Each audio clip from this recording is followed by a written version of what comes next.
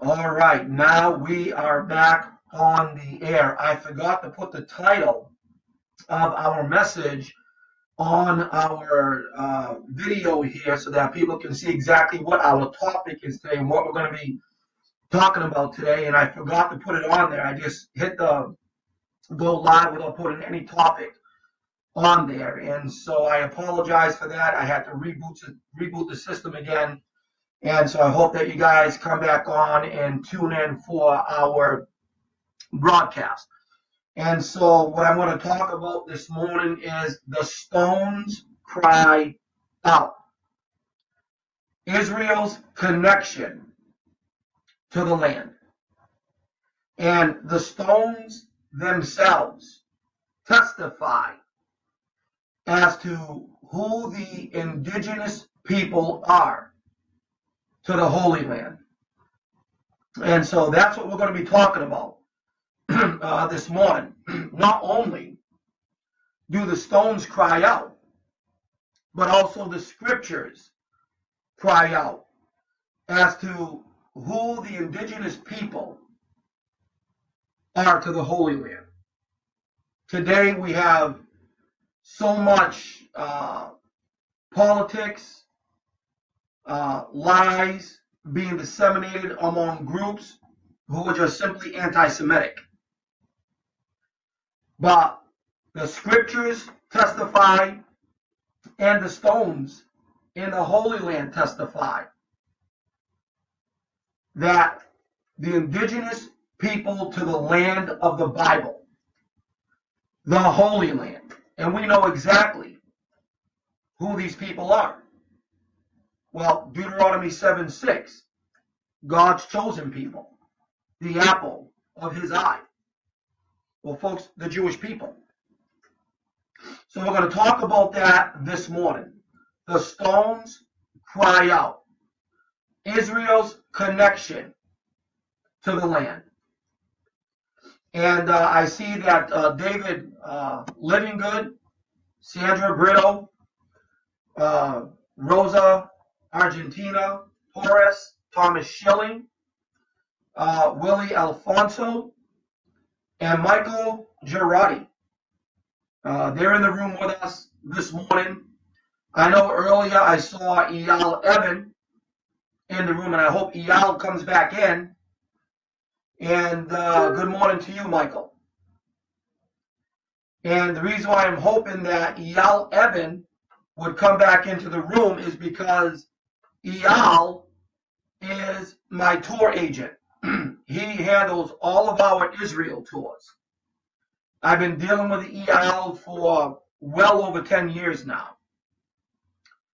And we are right now in the midst of coming up with dates for our Israel Bible Prophecy Tour.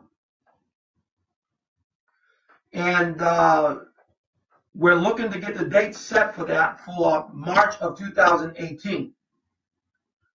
And we would love to have you come to Israel with us in March of 2018. So that's why I'm hoping Eyal will come back into the room here. Mike says that he's from Massachusetts and he went to Bible Way at one time. Janice Wadenberger from the left coast of California is with us. And Michael says that he is a member of Adams Square Baptist Church. You know, Michael, if you have an opportunity, man, give me the information about Adams Square Baptist Church. I'd love to give your pastor a call sometime and come down and preach at your church. Or maybe you can give me the phone number, the address, maybe a website. And I'd love to get a hold of your pastor, maybe throw your name at him there, and love to have an opportunity to come down and preach at your church. Let's see here. We have, I want to make sure I get this name right here. We have Bill and Liz Striegel. I hope I got that right. In the room with us. Brad Burback is also in the room with us. Haven't seen Brad in a while. And so when you have a chance, Michael, just see if you can just give me that information, and we'll take it from there. Terry Walsh Stevens is with us in the house. So We're looking to put a Bible prophecy tour to Israel together in March of 2018. And we take small tours with us between 15 or 20 people. We would love to have you join us in the Holy Land next year, Lord willing. If you'd like to come with us, then please make preparations to join us next year in Israel. I will be teaching you Bible prophecy on location, and the fellowship will be great. The food, I mean, it's just phenomenal. You need to go to Israel at least once in your lifetime to make a trip to Israel. You know, for lack of a better analogy, the Muslims, you know, they make the Hajj pilgrimage to Mecca every single year. And in Islam, they tell every single Muslim out there to make a Hajj pilgrimage at least once in your lifetime. And again, I know I'm making an analogy for lack of a better term. But my point is simply this. I believe every Christian ought to make at least one pilgrimage to Israel, at least once in your lifetime. And it will be an experience like no other. To walk in the footsteps of Jesus the Messiah, to walk through the pages of Scripture, and you'll never read your Bible the same way again. I'm looking at Terry Walsh Stevens. Mark Santos is with us. Yes, Brad, I agree. Maranatha, come soon, Lord Jesus. Stephen Mitch Smith, Anthony Parker. That's Junior Parker's son. And our friend Shelley Booton from New Bedford, Massachusetts, where I was born. She is in the house with us this morning. And what I'm talking about, guys, is I think every Christian should make at least one pilgrimage to the Holy Land, to the land of the Bible. And you will never read your Bible the same way again. Don't let the liberal media, you know, instill fear in you and saying that, you know, going to Israel is dangerous. Are you kidding me? Go to Iraq. That's dangerous. That's a war-torn country. Go to Syria. That's dangerous. That's a war-torn country. Go to Iran. Go to Saudi Arabia. You won't catch me there. But Israel is one of the safest places that anybody can go to. I've been there 18 times. We're leaving to go to Israel next month. It's going to be my 19th trip going over there.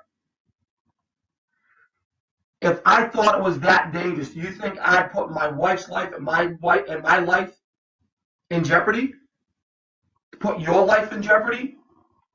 I've been there 18 times, folks. Here I am. So don't let the liberal media lie to you.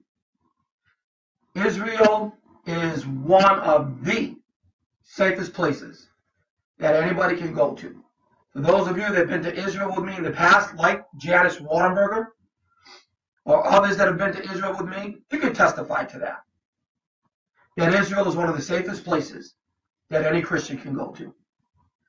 So, I'm inviting you to join my wife Patty and I in the Holy Land, Lord willing, next year, March of 2018. And we'll be in Israel, and we're going to have one day in Petra, in southern Jordan. So come with us, discover the Jewish roots of your Christian faith, see where Bible prophecy is going to be fulfilled, and you will never read your Bible the same way again.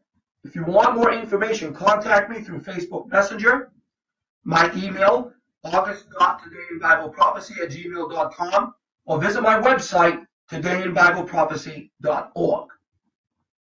And while you're at my website, todayinbibleprophecy.org, sign up for our newsletters while you're there. We just had one go out yesterday.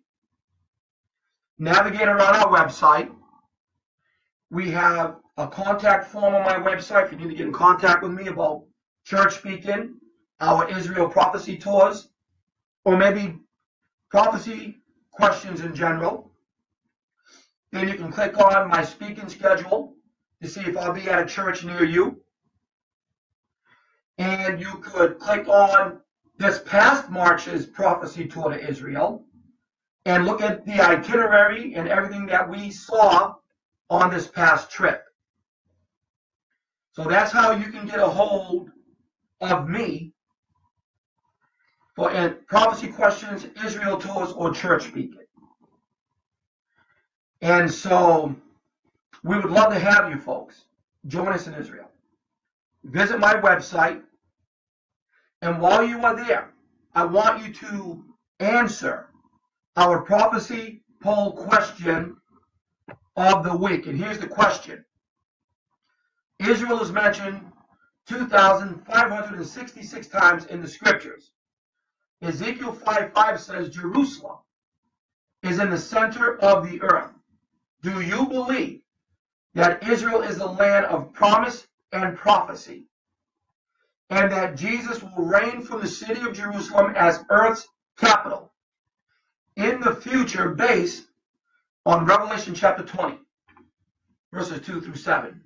You can answer that question by going to my website, todayinbibleprophecy.org, or you can right now answer the question by going to poll EV, E as in Eddie, V as in Victor, pollev.com/August Rosado 949, or you can text your answer to August Rosado 949, and the number is 22333. And that is the prophecy poll question of the week. I hope that you would take advantage and answer that poll question for us. I noticed that Terry Ingram, Joyce, Honey Polanco, friends that we have not seen in a while. They live in South Texas. Great to see them. Jenny Delaire is with us. Great to see Jenny in the house. And here is Dr. Jeff Amsbaugh. He is in the room with us today.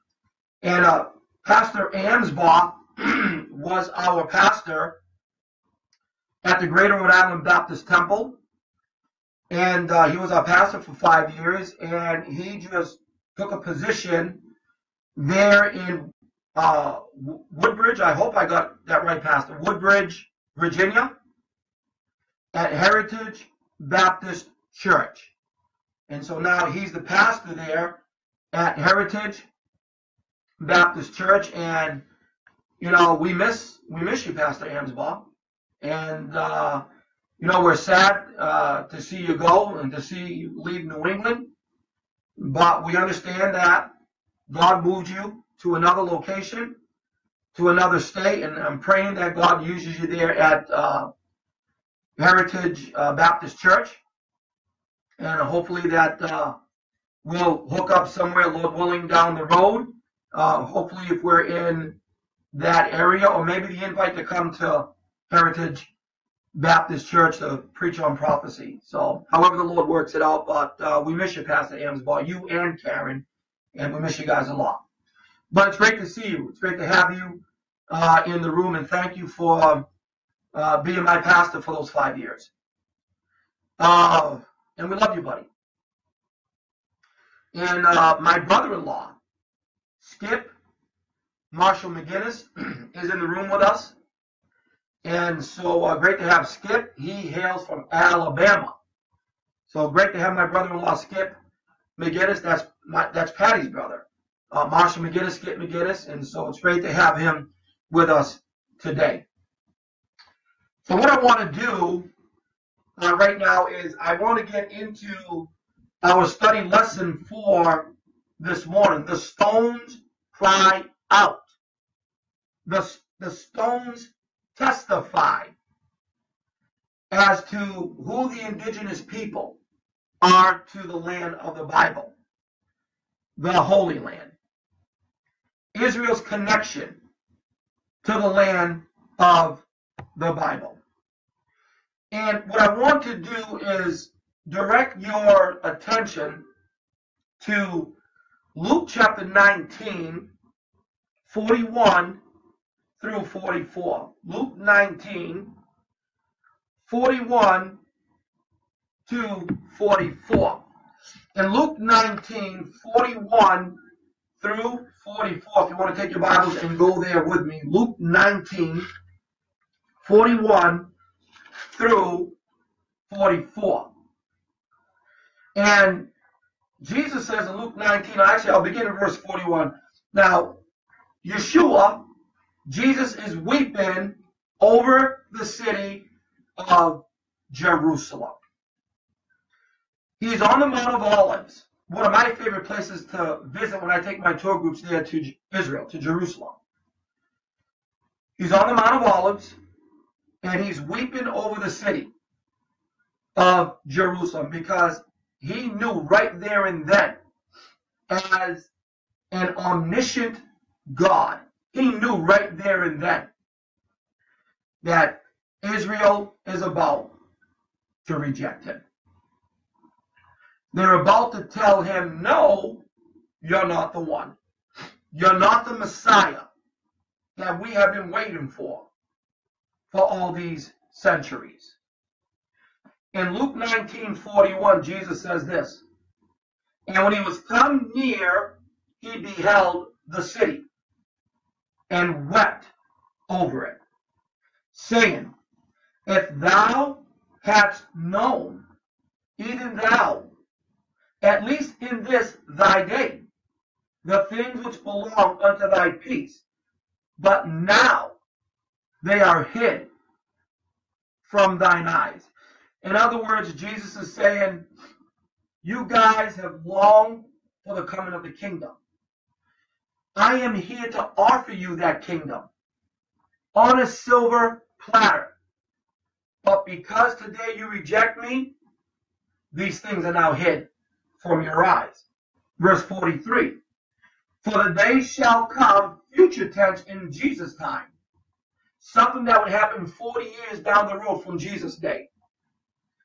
He says, for the day shall come upon thee, that thine enemies shall cast a trench about thee, and compass thee round, and keep thee in on every side. In other words, you will be surrounded by your enemies. They will surround you. They will cast a trench about you. That's what the Romans did. Whenever the Romans surrounded their enemies, they always built a trench around the fortress of those that they were looking to conquer. When I take my tour groups to Masada, which is near the Dead Sea, Masada was built by Herod the Great. It was a summer palace. And the Jewish zealots of the 1st century AD used Masada as a platform to launch attacks against the Romans. The Romans then marched on Masada to quash that Jewish rebellion. And when you go to Masada today, you would still see the remains of the trench that they built around the whole area of the mountain of Masada. You can even still see the remains today of the Roman camps around Masada. I happened to walk through one of the ruins of that 2,000-year-old Roman camp, and I found a half of a 2,000-year-old jar there at Masada. It was unbelievable, right there at that Roman camp. And you can still see even the remains of the props that they used for the movie Masada with Peter O'Toole. That was filmed in the 50s. You can still see the props from the movie Masada there. If you get the movie Masada, buy it on Amazon, and watch the miniseries Masada. It's one of the most best films ever made depicting the Roman siege of Masada. But you can still see that trench around Masada, and you can still see the Roman ramp on the east side of Masada, perfectly preserved after 2,000 years. That's how the Romans breached the walls of Masada, because they were so high up on that mountain, arrows couldn't reach the Jewish zealots, catapults couldn't reach the zealots. So those Romans built a ramp that went all the way up to the mountain. And once they got up there, according to the Jewish historian Josephus Flavius, they used a battering ram, the head of a ram, and he breached that wall to get into the complex. But instead of the zealots being captured by the Romans, 969 Jewish zealots took their own lives. When you walk through the Masada Museum, you can see the pottery shards, and 10 of them, with the names of the men who would take turns killing one another and their families. You gotta see this, folks. Come to Israel with me, I'll take you there. But Jesus says again in Luke 19:43, and shall cast a trench about thee, and compass thee round, and keep thee in on every side, and shall lay thee even with the ground, and thy children within thee, and they shall not leave in thee one stone upon another, because thou knewest not the time of thy visitation. In other words, they're going to come into this very city, Jerusalem. They're going to lay this city to the ground. They're going to lay your children to the ground. In other words, they're going to level the city with the ground. They're going to level your children. They're going to level your family. All because Jesus said, thou knewest not the time of thy visitation. In other words, this is due to your disobedience. This is due to you rejecting me on this very day. Just as the Jewish prophet Jeremiah was known as the weeping prophet, because he also wept over Jerusalem. You read the book of Lamentations. Jeremiah is weeping over the city of Jerusalem. He's weeping over the destruction of the city. He's weeping over the sins of Israel. He weeps over Jerusalem. Jesus, Yeshua, God's own son, is weeping over the city of Jerusalem as well. The Lord saw what was coming. He knew that the Jews were about to reject him. Jesus, as God come in the flesh, the mighty God, known in Hebrew as El Gibor, Isaiah 9:6. Jesus, the mighty God who is omniscient, he's all-knowing. Jesus can see into the future. He knew what would happen 40 years down the road after his ascension up into heaven from the Mount of Olives in Jerusalem. Jesus is saying to the Jews of his day that if you only knew who is in your very midst right now, the kingdom, the theocratic kingdom that you so long for, is within your very grasp. But because you reject me today, these things are hid from your eyes. The kingdom that you so long for, the kingdom that I want to give you right now, Jesus said, it's now hid from your eyes. The kingdom is now postponed until a later date. Jesus, ladies and gentlemen, foresaw 40 years down the road the Romans coming into Jerusalem and destroying the city and destroying the second temple, Herod's temple, known in Hebrew as the Beit HaMikdash. The second temple would be destroyed. The Romans would defile the Har Harbayit, which is Hebrew for the mountain of the house, or what we would call today the Temple Mount in Jerusalem. where the first and second Jewish temples once stood. Solomon's temple occupied that site for 400 years before the Babylonians wiped it out in 586 BC. Herod's temple stood there for 600 years until the Romans wiped it out, as Jesus prophesied in Matthew 24 and Luke 19 in the year 70 AD. The reason this judgment came on the Jewish people 1,897 years ago was because of what Jesus said in Luke 19 and verse number 44. And shall lay thee even with the ground, and thy children within thee, and they shall not leave in thee one stone upon another, because thou knewest not the time of thy visitation. The Messiah is here, as prophesied by the Jewish prophets, and yet today you have rejected me. The Romans would come and rip every stone from that temple down. They will rip the stones from that temple down. They will kill your children. They will level the holy city to the ground because you rejected the time of your visitation. The Messiah is here. And today you said no to me. Your kingdom is now on hold, postponed for a later date. For now, Israel would experience all types of issues, all types of problems. And that has been going on with the Jews, ladies and gentlemen, for the last 2,000 years. And will continue to go on until Jesus returns at the end of the tribulation period, at his second coming, and will put an end to what is called the times of the Gentiles.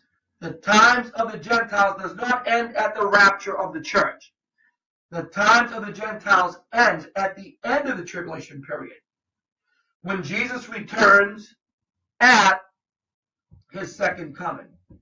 Now, we fast forward 2,000 years later. Israel continues to experience problems in the world. The Arab world hates them. Iran, an Islamic, wants to annihilate them, calling for Israel's destruction on a daily basis. Liberal church groups want business to divest from Israel because of the quote-unquote occupation of the land. Since the Romans drove the Jews from the land of Israel, the Jews have wandered from nation to nation, being persecuted and killed along the way. The holy city is in ruins. The temple, the Beit HaMikdash, is gone. The Jews are a people without a temple and a people without a nation. Moses in Deuteronomy 28 foretold this some 3,400 years ago. The Jews' expulsion from the land. We see this, ladies and gentlemen, in Deuteronomy 28, verses 1 through 68. Here's what's interesting about Deuteronomy 28. From verses 1 through 14, you only have 14 verses that deal with blessings. God said, Israel, if you obey me, I will pour all these blessings out upon you. Your land will prosper. Your enemies will flee from you. You will be a terror unto all the nations who threaten you. God says, I will be on your side. I will fight for you. I will be there for you. The rain will come upon you. Your crops would grow. 14 verses, from verses 1 through 14 of Deuteronomy 28, deal with blessings. However, from verses 15 through 68, you have 53 verses that deal with the curse, that deal with curses. We know, obviously, Israel was disobedient. Israel disobeyed. So instead of embracing the 14 verses that deal with the blessings, they've embraced the 53 verses that deal with the curse, that deal with all those curses that would come upon Israel simply because they disobeyed God. God, being omniscient, saw that Israel would disobey him, and this would result in God's judgment in expelling them from the land. You know, I direct your attention to Deuteronomy 28. It's a long passage. I'm only going to look at a couple of verses here. In Deuteronomy 28, verse 65 says this, "And among these nations shalt thou find no ease, neither shall the sole of thy foot have rest. But the Lord shall give thee there a trembling heart, and failing of eyes, and sorrow of mind. And thy life shall hang in doubt before thee, and thou shalt fear day and night, and shalt have none assurance of thy life. In the morning thou shalt say, Would God it were evening? And at even thou shalt say, Would God it were morning? For the fear of thine heart wherewith thou shalt fear, and for the sight of thine eyes which thou shalt see. And the Lord shall bring thee into Egypt again with ships by the way thereof." And you know, when you continue to read on, it talks about Israel's problems in the world, the same problems that they are experiencing today. As a matter of fact, I'm convinced that verses 65 through 67 predicted the Holocaust of World War II. And I know that is a hard pill to swallow, but Moses laid it out for us right there. In 586 BC, Nebuchadnezzar and the Babylonian army came into God's holy city, Jerusalem. And by the way, he came in unopposed by God. He comes in unopposed by God and destroyed Solomon's temple and evicted the Jews from the land and brought them to Babylon for 70 years. Some 500 years later, the Romans also come in unopposed by God and destroyed Herod's temple and scattered the Jews to the four corners of the earth, as we just read in Deuteronomy 28. Again, this was due to disobedience on Israel's part. Again, today, we have the Arab world saying there never was any temple on the Temple Mount in Jerusalem. Solomon's temple, Herod's temple never existed. In Arabic, they call the Temple Mount Haram al-Sharif, which means the noble sanctuary. Well, why would the Arabs call the Temple Mount Haram al-Sharif if they deny there was a temple or temples on the Temple Mount? Because Haram al-Sharif simply means the noble sanctuary. So you're contradicting yourself. The Jews call it in Hebrew Har Harbayit, the mountain of the house. So yes, there was a temple, two temples, that were on the Temple Mount in Jerusalem. Solomon's temple and Herod's temple. Herod's temple existed during the time of Jesus in the 1st century AD. Today the world is saying that the Jews are not the indigenous people to the land. They say the Jews stole the land from the Arabs. Sadly, you have some Christian leaders today who are making that same claim in many Christian circles. One of them being Hank Hanegraaff, Tony Campolo, all those guys that you find their books in Christian bookstores today are making that same claim, that the Jews stole the land from the Arabs. The question is, who are the indigenous people to the land? Who has the biblical connection to Jerusalem? If one knows their Bible, the answer is obvious. You can go as far back to 1420 BC with Joshua's conquest of the land. Ladies and gentlemen, the answer is as plain as the nose on your face. The Jewish people are the indigenous people to the land of Israel. Jewish archaeology of the land goes as far back to the time of Joshua's conquest of the land. If you find any Arab archaeology in the land of Israel, it only goes as far back as the 7th century AD. And folks, we are talking some 700 years after the ministry of Jesus and not before. Well, that's the reason why I say the stones cry out. I remember the late Zola Levitt had a wonderful Bible series called on TV, The Stones Cry Out. Even wrote a book on the stones cry out. The ancient stones of Israel testify as to who the indigenous people of the land are. The stones cry out and testify who was in the land prior. Okay, for example, let's say, the Canaanites. Well, the Canaanites were in the land before Israel. That's true.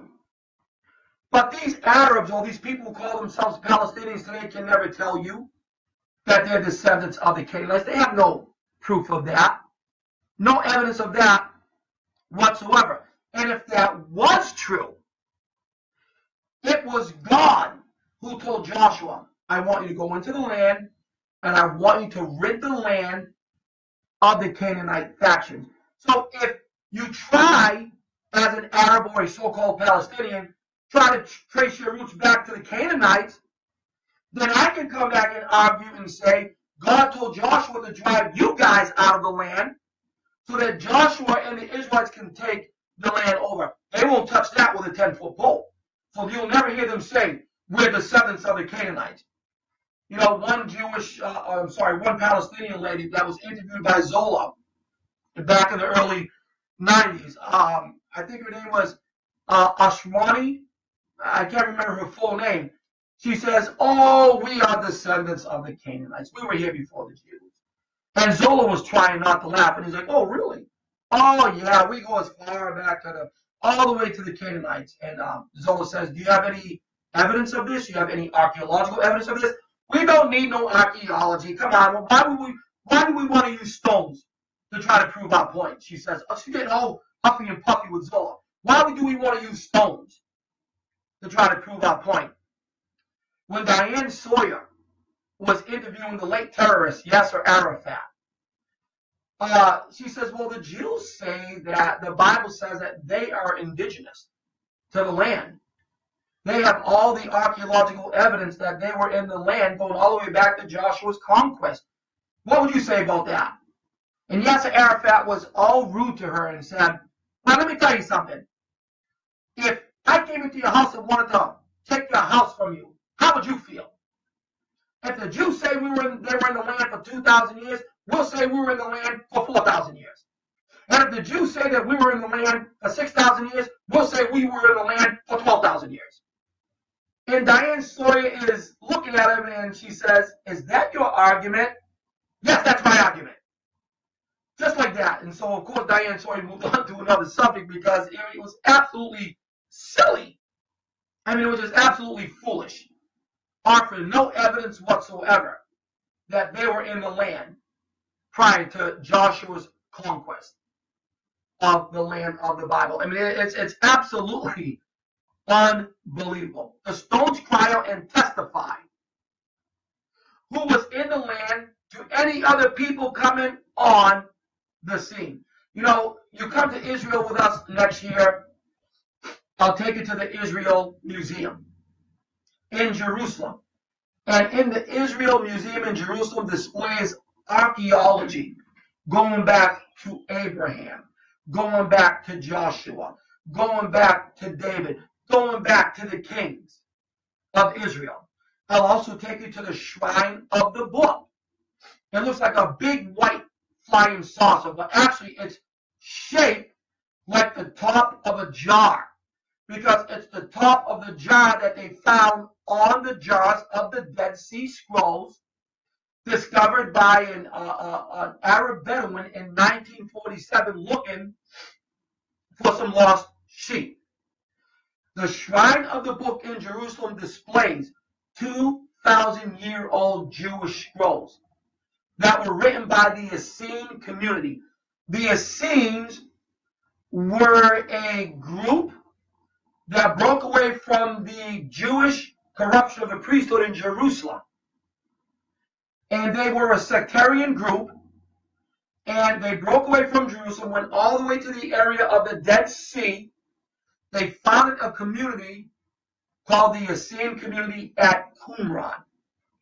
You can still see the remains of the Qumran community there near the Dead Sea. These guys were the ones that were responsible for writing the Dead Sea Scrolls. They found all the books of the Bible hidden in caves in those jars at Qumran, with the exception of the book of Esther. Esther was not found among the books of the Bible at Qumran. We're talking 2,000-year-old scrolls here, ladies and gentlemen. And the reason why the book of Esther was not found among the books of the Bible and the Dead Sea Scrolls is because the Essenes mentioned God in everything. When they woke up in the morning, the first name to come out of their mouth was God. They taught their people to do that. And before they went to bed at night, the last name to come out of their mouths was Elohim, God. They mentioned God in everything throughout the day. And they wrote the books of the Bible, copied them anyway. But the only book that was not written by the Essenes was the book of Esther. And the reason why is because the name of God is not mentioned at all in the book of Esther. And my sanctified speculation is that probably did not sit well with the Essenes, and so they refused to copy the book of Esther. So I mean that's what I believe anyway. And maybe you might have another explanation. I would love to hear it. But you know, the Times of Israel reported that the Israeli government sent to UNESCO. Now UNESCO is the United Nations Educational and Scientific Cultural Organization. UNESCO denies any Jewish connection to the land of the Bible. They deny any Jewish connection to the Western Wall or the Wailing Wall. They deny any Jewish connection to the Temple Mount. They deny any Jewish connection to Jerusalem. So the Times of Israel reported that the Israeli government sent a replica of the relief of the Arch of Titus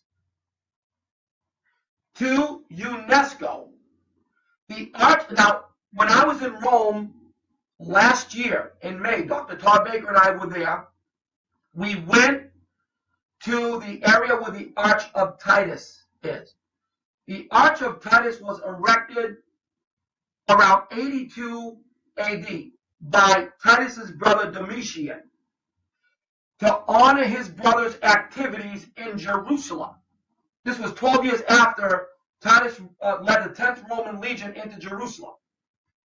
When you look at the Arch of Titus in Rome, or Google it, and you see the pictures of the Arch of Titus, you would see depicted on that relief of the Arch of Titus Roman soldiers along with Jewish slaves carrying the temple treasures back to Rome. And what's visible on the Arch of Titus is the seven-branched menorah mentioned in Exodus chapter number 25. What's also depicted on the Arch of Titus is the two silver trumpets depicted in Numbers chapter 10 and verse number 1. So UNESCO is saying there never was a Jewish connection to Jerusalem, but yet the Arch of Titus contradicts that. And so the Israeli government sent a replica of the Arch of Titus to UNESCO, showing them that the Jews indeed have a connection to Jerusalem. And that connection not only goes back 2,000 years, but going all the way back to Joshua chapter 10 and verse number 1, where Joshua is coming into the land and driving out these Canaanite factions. So I thought that was pretty neat of the Israeli government to do that. The monument commemorating Rome's victory over Jerusalem, for a not so subtle critique of UNESCO organization's resolutions that ignore the Jewish links to the holy city. So I'm glad that the Israeli government sent a replica of that relief to UNESCO to wake them up and say, man, you need to get your history straight. The idea originally came from who? None other than Israeli Prime Minister Benjamin Netanyahu. After UNESCO passed a resolution just last year that used only Muslim names to refer to Jerusalem, the Temple Mount, and the Western Wall.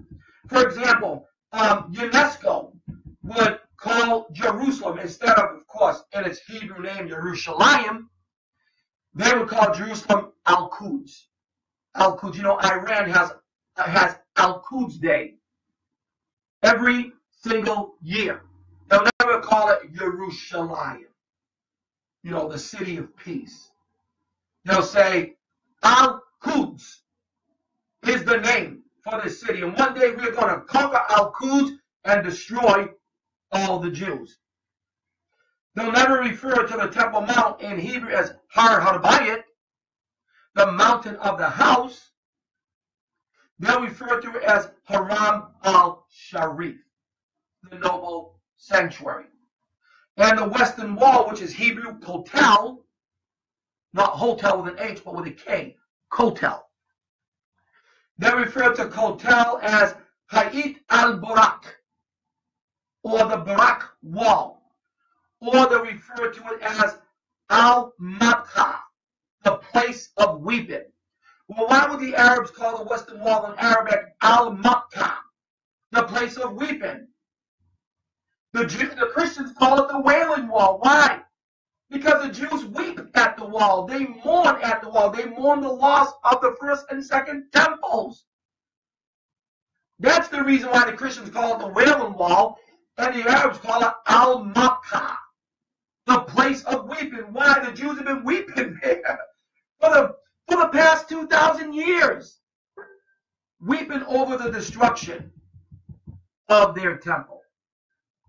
Now that Arch of Titus replica that the Israeli government sent UNESCO will be exhibited in UNESCO's Paris headquarters as a greeting from the historical truth about the existence of the two temples, Solomon and Herod's temple, that existed on the Temple Mount, according to Israel's ambassador to UNESCO. The Israeli ambassador to UNESCO said, and I quote, 2,000 years ago, the Romans destroyed the temple and removed it from the Jewish people. And today, UNESCO is trying to destroy and remove the history of Jerusalem from the Jewish people, end quote. As I said, the Arch of Titus, and I was there, I saw the original 2,000-year-old Arch of Titus still there in Rome. And there was a lady, an Italian lady, who was given a group, a lesson concerning that Arch of Titus. And all she said to them was this, and we were standing there. She said, and this is the Titus relief right here, depicting the Romans taking the temple from the treasures from the temple in Jerusalem, taking the booty back here to Rome. Now, are there any questions? So I said, well, ma'am, I have more of a comment than a question. She said, please go right ahead. And there must have been about maybe 20 or 30 people in her group. Some of them were Catholics and so on and so forth. I said, did you know that in the Bible, in Matthew 24 and Luke 19, 41 through 44, Jesus prophesied 40 years in advance, while on the Mount of Olives in Jerusalem, that the Romans would come into the city of Jerusalem, destroy the temple, and would take that booty back to Rome. Did you know that?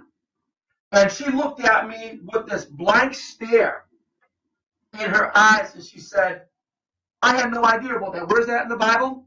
I said, in Matthew 24 and in Luke chapter 19, verses 41 through 44, Jesus prophesied 40 years in advance what you're seeing on that arch. So you and I right now, and everybody here, we are right now looking at tangible evidence of Jesus' prophecy in Matthew 24 and Luke 19. And she looked at me and did one of those Mr. Spock looks. Fascinated. And then they just went right on. But again, that Arch of Titus, built in 82 AD by Titus's brother Domitian to honor his brother's activities there in Jerusalem 12 years earlier. The Arch of Titus commemorates Rome's victory over the Jews and subsequent siege of Jerusalem that happened 12 years earlier. The temple treasures on the Arch of Titus are clearly seen. The menorah, mentioned in Exodus 25, and the silver trumpets mentioned in Numbers chapter 10 and verse number 1. Depicting these Roman soldiers and these Jewish slaves that they brought back to Rome from Jerusalem, carrying away the grand menorah used by the high priest in the temples, and is seen by many Jews as proof of the Jewish people's connection to Jerusalem. Now, do you think with such evidence that UNESCO would say, oh, well, yeah, the Jews are right? You can show them all the evidence you want. Because of their anti-Semitism and hatred of Israel, they can care less. The Arch of Titus in Rome illustrates a most tragic event in the history of the Jewish people, bearing witness also to the millennial relationship between the Jewish people and the city of Jerusalem. The Arch of Titus, the Dead Sea Scrolls, ancient Judean coins that they're finding in Israel, some 3,000-year-old coins, others Roman coins dating back to the time of Jesus, 2,000 years ago. You can still, I was in ancient caves on Mount Arbel overlooking the Sea of Galilee. I had to climb all the way up the mountain on Mount Arbel and overlooking the beautiful Sea of Galilee. And I was inside ancient 2,000-year-old caves used by the Jewish zealots when they were trying to hide from the Romans during the great Jewish revolt against Rome between 66 and 70 AD, culminating in the destruction of the Jewish temple. You're going to come to Israel with us, folks. You're going to see these things with your own eyes. They even discovered ancient temple, 2,000-year-old temple floor tiles. The floor tiles that were on the floor from the second temple during the second temple period. What am I trying to tell you? All of those things, these ancient archaeological discoveries, all point to the Jews as the indigenous people to the land. To deny that, you're just simply blind. You are just in denial, that's all. the controversy as to who Jerusalem belongs to will be settled by the Lord Jesus when he returns at his second coming, at the end of the tribulation period. Zechariah chapter 1 verses 14 and 15 tells us how this issue will be settled by the Lord himself. I read to you Zechariah 1, 14 and 15. So the angel that communed with me and said unto me, Cry thou, saying, Thus saith the Lord of hosts, I am jealous for Jerusalem and for Zion with great jealousy. God's a jealous God. Did you know that? He's jealous of Jerusalem and Zion.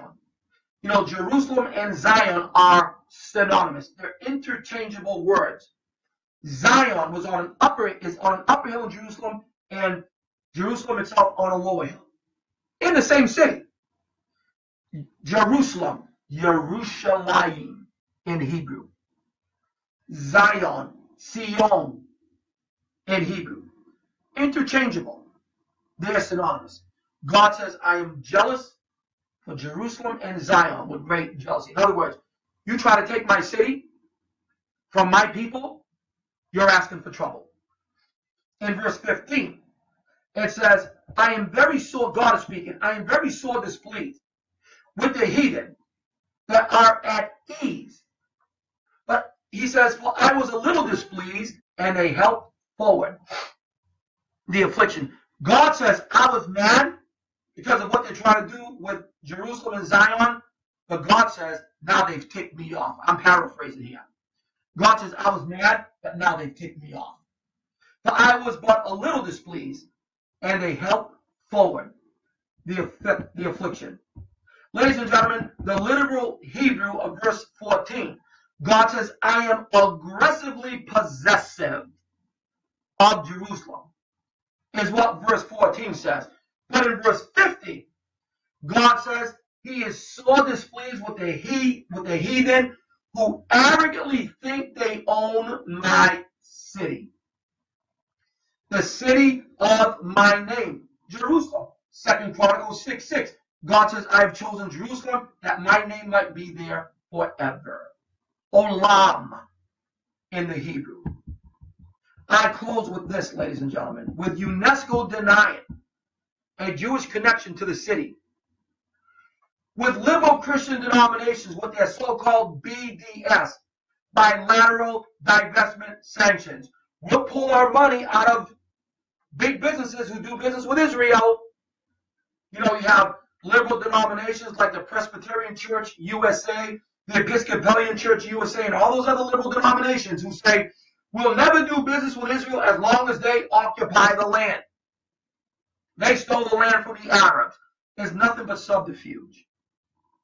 They're ignorant of the scriptures. With UNESCO, these liberal denominations and their BDS sanctions against the Jews, the Arab world obsessed with taking Jerusalem is setting the stage for Bible prophecy to be fulfilled. So we know that the next prophetic event on God's calendar of events, folks, will be the rapture of the church of the living God, which could even be today. And all I can say to that is Maranatha, even so come, Lord Jesus. Let's just quickly see who we have here because, teaching all this, and, I know that some other people came into the room, so we're going to see. Janice Waltenberger says, the tour, Janice went to Israel with us this past March, her and her husband Marty. She says, the tour, sailing on the Sea of Galilee was amazing. Seeing the tomb where my Lord's body lay for 3 days. It was all amazing. Pastor Rosado preaches. At each site, it's wonderful. Don't miss it. Now, this is coming right from Janice Waldenberg. And Janice, you can say you were safe in Israel, right? Let's see here. Tina Hartman says, thank you, Pastor, for preaching the word. You are awesome. Keep on preaching. God bless you. Well, I'm humbled by your statement, Tina. And, you know, I love putting it together and dishing it out, but I'm a student of Bible prophecy, and I'm learning something new every single day. Brad says, isn't there a verse, sow in tears and reap in joy? Yeah, it's right in the book of Psalms. I believe it might be Psalm 139. And so, yes, that is there. There that sow in tears shall reap in joy. Josh Wall is with us. Great to see him. And Josh says, we will meet him in the air. You're right, Josh. Could even be today. Brad says, God, please bless the Jews. Bill Oscar, a dear friend of mine, is watching today. Great to see Bill Oscar. He is a professional EMT. He does EMT training. If you live in Rhode Island or in any of the surrounding areas, if you need training and want a career as an EMT, Google Bill Oscar. Bill, if you might have your website on, why don't you give it to us? We'll put it up on there so that people can check you out. Wendy Riley is watching out of Arkansas. Great to see them. Mark Campbell is watching. Good to see Mark here. Brad Burback says, God, please bless, God, and protect Prime Minister Benjamin Netanyahu. Amen for that. Nancy Melton is with us. Keith Cashner, he's a missionary in Great Britain, the United Kingdom. We're going to be out there in Great Britain next year. I'll be preaching an area of various churches in the area on Bible prophecy. That's going to be a great experience for us. Looking forward to that. Junior Parker from Gulfport, Mississippi is with us. Janice also says, also on the tour, you will see the garden, the wall, the tunnel under the wall, the Dead Sea, Masada, Petra, Jordan, Mount Hermon, etc., etc. So many places. I was worried about the food being buffet, but it was huge. Enough food for an army. You're not going to starve out there in Israel if you come with us. It's all buffet. Come with us. Send your pastor with us. Take your wife. Come to Israel. See these things with your own eyes. The investment is well worth it. And I think we have the most cheapest price. 2 countries for the price of one. Israel and Petra in southern Jordan. Let's see. Yeah, we do baptisms in the Jordan River. And Junior says, just got here folding tracks. You keep up the good work there.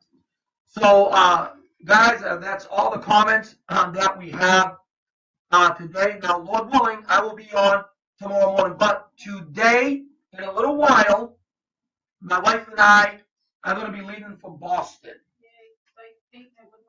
Date night with the missus. Patty just said, yay, date night with my hubby.